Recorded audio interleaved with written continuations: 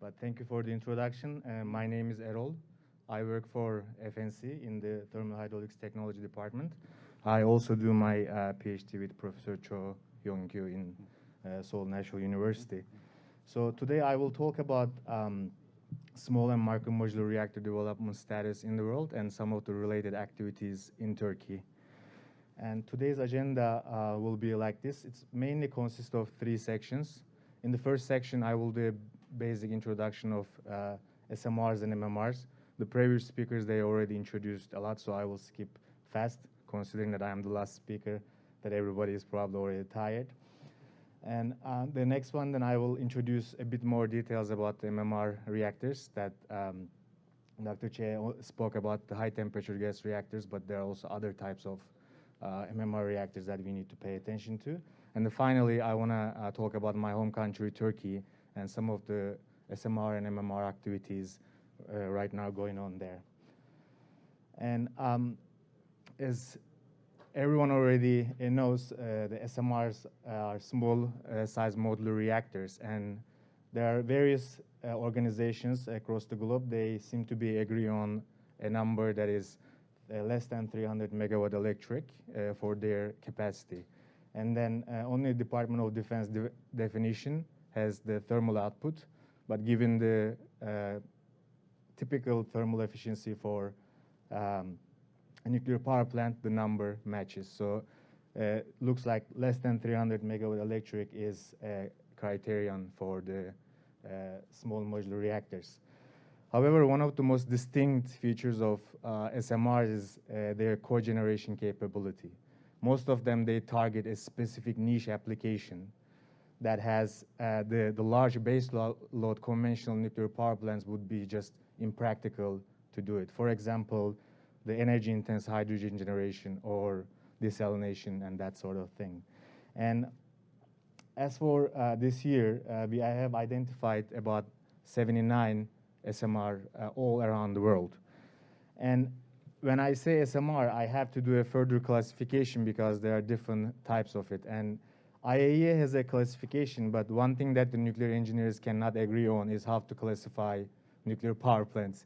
We usually speak about their coolant, but for this one, we have come with a different classification. There are basically 5 categories.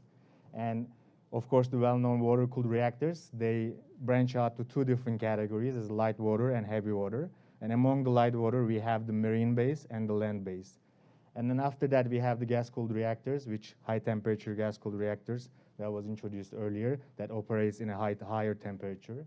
We have the typical molten salt reactors. They are usually liquid metal, such as sodium fast reactors.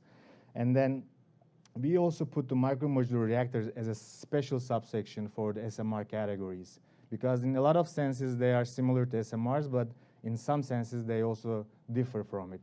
So if you look at the numbers of these 9 reactors, because we have accumulated so much knowledge over the years of nuclear engineering, the water-cooled and PWR-based reactors are the most abundant ones, even for the SMR reactors. However, the other exotic reactors are also there for development. If you look at the countries that they are developing SMRs, as you can see, the United States seems to be leading the charts. However, the 9 out of these 25 reactors that seen here, they are micromodular reactors. So if you just solely focus on the SMRs, actually Russia has more designs than the United States. And then the China, Japan, and Korea, the list goes on. Even some of the countries that don't have nuclear industries, like Denmark, they are developing small modular reactors. So it's a very interesting time. There are a few notable mentions for the small modular reactors. The first one is the first SMR, the Russian, the marine base reactor, and the other one is the Chinese pebble bed reactor. However, some experts also refers that there's nothing modular about the Chinese HTRPM, so it's a bit debatable, and they don't have the gas turbine cycle yet, so we don't know actually what's going on, but it's there, so it's an accomplishment as early as December 2021. So I want to focus a bit more in the micromodular reactors now. And the micromodular reactors are even smaller when it comes to size to small modular reactors, and they have three distinct features. They can be built in a factory, they can be transported with the commercial means, a container and a truck, and then they are ought to be the self-regulating. It means that you just put it somewhere and you forget about it, and then you take it back. However, usually the micromodular reactors, the core lifetime is equal to plant lifetime, but in high temperature gas-cooled reactors, the things are a little bit different because they have to change some of the reflectors and all that stuff. So for the key characteristics of these reactors, as I mentioned, they are considerably less than 10 megawatt electric. And they are very easily deployable, and then they require no refueling. And they are very useful in some senses that we can utilize them in disaster areas, in potential rural areas where these are needed. For example, in an island that there is no grid connection to the mainland, that those can be used. However, it is debatable that the micromodular reactors have any big impact on the decarbonization of the world. However, they are mostly the military-based development at the moment, so the application, the use cases are focused on that. That's why they're also, the LCOE, the levelized cost of electricity, are also higher. So if you look at the MMR history, in the previous presentation, it was shown that in the 1960s and 70s, there were a bunch of reactors were developed, and the Department of Defense in the United States explored these reactors. And then after that, they built 8 reactors, and most of the Gen 4 designs are based on actually these reactors. And then later on, in 2010, they concluded that they have potential, but some of them are quite large. So that's why they decided to agree on it should be less than 20 megawatt thermal. And then finally, they have some project that I will mention now that they are trying to start one by the year of 2027. So when we look at the organizations and the initiations that are working on, it's mainly the American organizations. It's a typical American approach to development. The departments of relative departments are proposing technology, and they are collaborating with the laboratories, and then they initiate programs for the private engagement, and that's how they develop. And then when it comes to micromodular reactors, Europe is a bit behind, and even IAEA had their first technical meeting as late as April 2021, and the European Commission as well as the NEE, the Nuclear Energy Agency, was an observer in the meeting. So much of the research is about the MMR is going on in the States. So one thing about the micromodular reactors that now it's exciting to be work on is the heat pipe. For those of you who are not familiar with the heat pipe is basically a two-phase heat exchanger. It's a very, very effective heat exchanger, actually. You can see its layout here, that there's a working fluid here. It's usually sodium or potassium. And then you heat one side, and that working fluid starts to move. And then if you put a heat sink on the other side, then you draw the heat, and then it goes back. Using the capillary force, it transfers the heat. If you compare with, for example, copper, that we think has a very high thermal efficiency. Copper is around 400 watt per meter Kelvin. The heat pipes goes as much as 100,000 watt per meter Kelvin. So they're very effective. In fact, we are using the heat pipes right now. Everybody has a phone and notebook. They are being utilized there, or ventilation. However, with the kilopower program, that now they are start to be used in the nuclear engineering as well. And the reason that they are perfect for the micromodular reactors because they have operational limits because of their size. That capillary force cannot overcome very large heights. That's why we need to utilize in small reactors. As you can see here, one end is connected to the reactor, and the other end, the heat will be withdrawn, and that's basically a working nuclear reactor. So when it was also mentioned about the trisofuel, that I want to talk about a bit that too, because this project Pele is important, that is been going on in Turkey right now, in the United States right now. This this project was established to design a TRISO fuel. And there were initially 3 companies, the X Energy, Westinghouse, and the BWXT. BWXT is already a nuclear fuel manufacturer company. However, Westinghouse withdrew, so the 2 companies left, the X Energy and the BWXT. They are trying to design the TRISO, and whoever wins this competition, it will also design and deploy the first microreactor in the United States. Of course, the United States government is pouring money into these companies, not for the MMR, but for the XE design, the small modular reactor design of the X Energy. They had a 7-year deal for $2.5 billion. So that's a lot of money to develop these kind of reactors. And the TRISO fuel they claim that it's very strong and it is excellent tolerant. The designers claim that they exposed the fuel for 300 hours, about 1800 degrees, and it still didn't go out of the margin. So they say that it has its own containment building. However, there's also the discrepancies of these type of fuels that can be discussed. And they also chose the site for the first deployment of the reactor. It's the Elysium base in Alaska. That will be built in there. It will be a 5 megawatt electric micromodular reactor. So I also gathered some information about the research going on in Korea about the micromodular reactors. CARI and SNU seems to be very interested in these technologies. And in CARI, they're mostly designed on the core design and the heat transport characteristic, with also the before mentioned the heat pipe test. In Seoul National University, my professor is working on the multiphysics simulations for the core. And then the Professor Kim Eung-soo is also designing a nuclear battery that can be used in his laboratory. And so I want to mention a bit more about Turkey and what's going on in there. But for those of you who are not familiar, Turkey is geopolitically located in a very interesting area that you actually have within the 4 hours of a direct flight, you can go with the 40% of the global trade area. And then if you're in Turkey, you have the access to the New York stock market and Tokyo at the same time. So it's quite good for being there if you are doing business. And then the numbers that the economy has been growing up until COVID, and when the COVID hit, and things start to get a bit worse. But as for in 2021, it was the fastest growing economy with a 5.5% of growth rate. And when it comes to our energy, in just about 18 years, our installed capacity increased 3 times.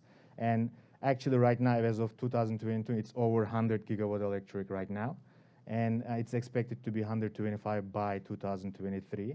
As you can see, however, we are still mainly relying on the fossil fuels, which is not good. And given the situation with Russia right now, that a lot of people in Turkey are being probably very scared of the energy problems. However, even with these numbers, this is the 5th largest electricity market in Europe, and we have a huge energy demand that I will mention in a bit now. When we look at the energy demand, mainly it's used in the for the service industry and also the industrial applications. Again, up until COVID, the demand kept increasing steadily. However, when the COVID hit, it decreased, but they claim that it bounced back recently. So the question is then, how will Turkey deal with this kind of demand? And one of the solutions is, of course, nuclear. And Turkey has a very long nuclear history, which I will mention in a bit. But what I want to show you right now is this is the map of Turkey with the provincial borders. The green one here in the southern border here is the first nuclear power plant is being built right now in Turkey by Russians. And the second one here is the Sinop nuclear power plant that was going to be built by a consortium between Japan and France, but that was canceled in the G20 summit in 2020. And the third one is here, is in the European side of Turkey, on the top left corner. And there are talks about that the Chinese are probably going to take over for the construction of this plant, but nothing has fixed yet. And especially right now, the main topic in Turkey, who will be the vendor for the Sinop nuclear power plant. So I do want to talk a little bit more about the nuclear history in Turkey, because I think it's very interesting. Turkey and Korea starts about the same time looking at the nuclear. And when they licensed the Akkuyu site license in 1976, 3 years later, Korea connected its first Gori nuclear power plant to the grid. And we have 6 decades of this planning and not building reactors, and it led us that we still don't have one proper one working. In 1995, Turkey asked for a consultancy from Kerry for the Akkuyu nuclear power plant, but something's happened, and then the Russians got the deal.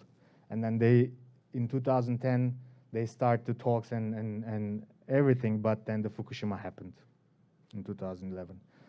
And later on, when the environmental impact assessment was complete in 2014, finally the construction started.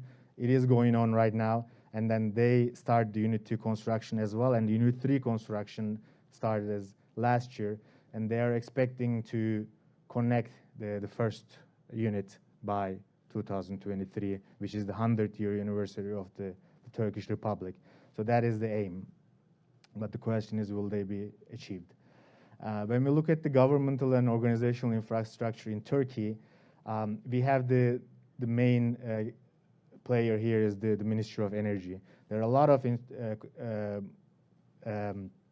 players. We have our regulatory body here that was recently established and changed. And then Akkuyu power plants had licensed using this licensing framework that I will introduce now. And then this company here is the electricity transmission company, and then they promised to buy the 70% of the first 2 units, and then the 30% of the last unit 3 and 4 from Russians for 12 cents.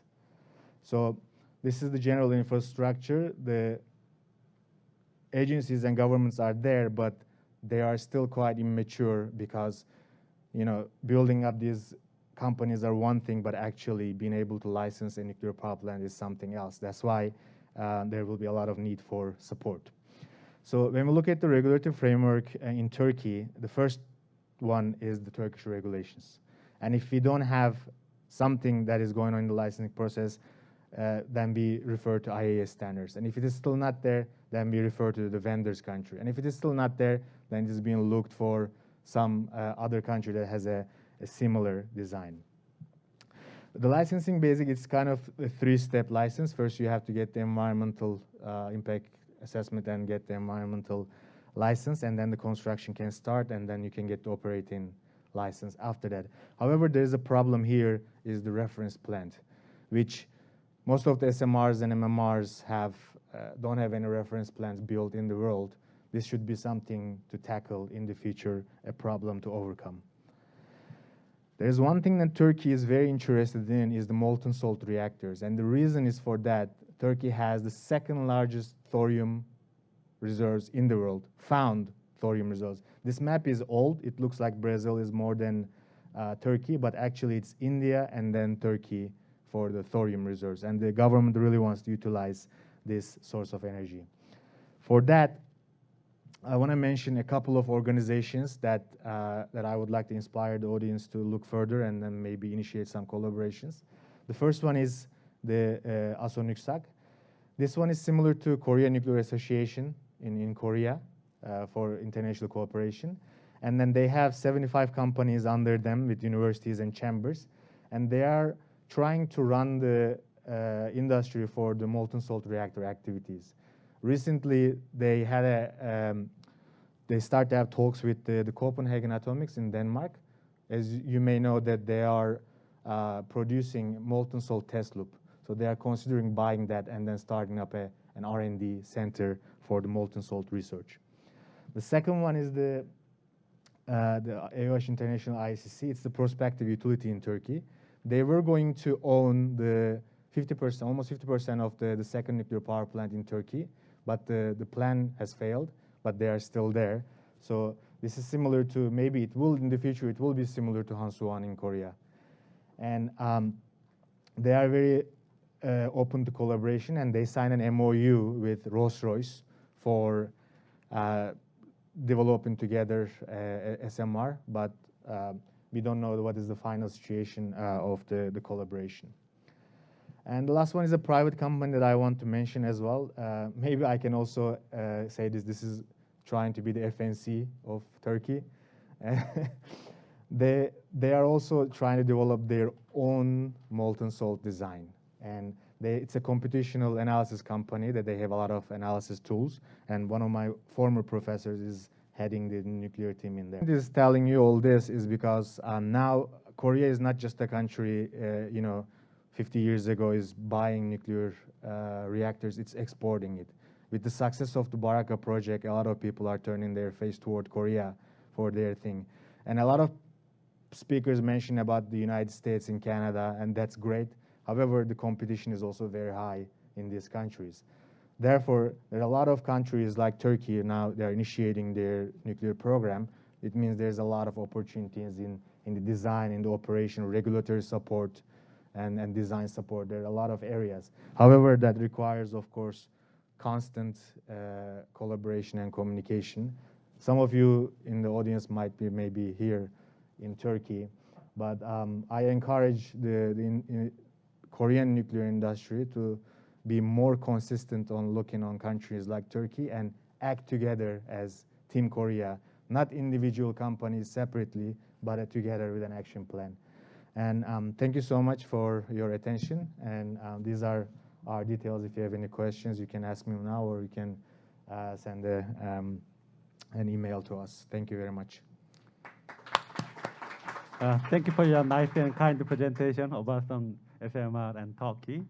그래서 질문 부탁드리겠습니다. 혹시 제가 잠깐 아까 말을 나눠봤는데요. 꼭 영어로 하셔도 되고 아니면 한국말도 웬만큼 이해하는 것 같으니까 한국말로 하셔도 돼요. 예. 질문 있으신가요?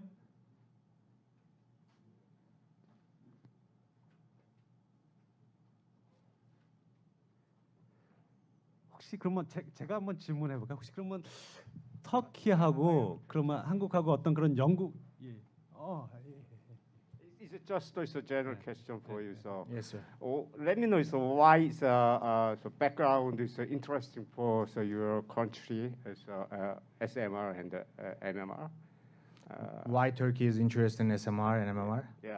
Yeah. Well, firstly, actually, they are interested in the base load nuclear power plant because there's a huge energy demand and we need that electricity. However, as you know, the geopolitical position of Turkey, that they might need these small reactors to deploy in the areas where the large nuclear power plants are not, practical. And on top of that, SMR is the trend right now in the world, and of course, Turkey wants to be on that boat as well. They already missed the boat for the conventional nuclear reactors, but maybe maybe SMR, most of the patents are already taken. But for MMRs, there might be a chance for even a technology developer. So that's why they are interested in.